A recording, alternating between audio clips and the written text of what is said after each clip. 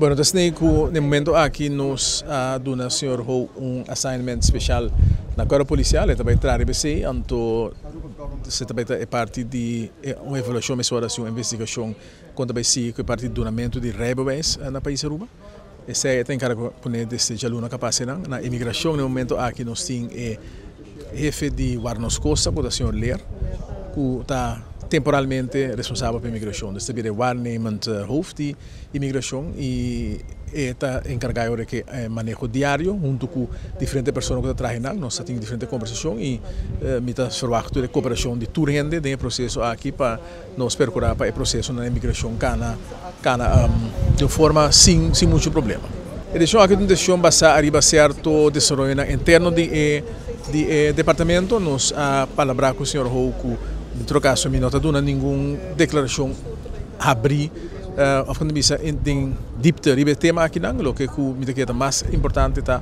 que nós temos um acordo no momento aqui que é se que o trabalho na outro caminho e nós tivemos uma avaliação profunda do inteiro funcionamento do departamento e depois chega a uma conclusão contigo sim. Sim, agora aqui está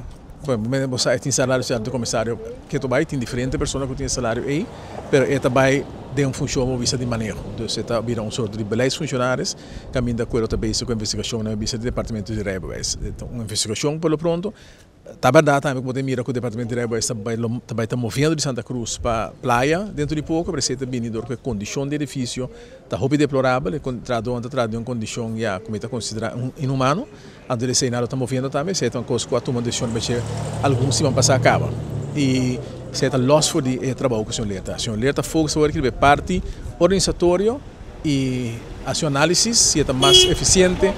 para o departamento aqui de um quadro civil no lugar de um quadro operacional policial. Agora que nós estamos dando a se botem full sabe que é o departamento executivo de polícia, botem o polícia tem um uniforme, que é um momento que está ocupando a mesa com um trabalho que está parte grande administrativo e logicamente pode parte de exame, pero esse também lo pode ser com experto não necessariamente é necessário um polícia, só gente com assim ia passa um exame especial para donar exame também pode donar exame, que não necessita necessariamente polícia, pero nós não há uma conclusão definitiva ainda, nós está se análise para mim e basar BC nós mira se nós fazer diferente, mais eficiente e portar mais polícia também disponível para outra atividade não que se requerir presença de polícia. Temporalmente também na Dominicana Estrada, você na esquina e na caminho da Caoura que tinha parte que é o departamento de rebeldes, não está assim parte teórico de exame de rebeldes e na botin também se como hoje tem recherche não e botin parte de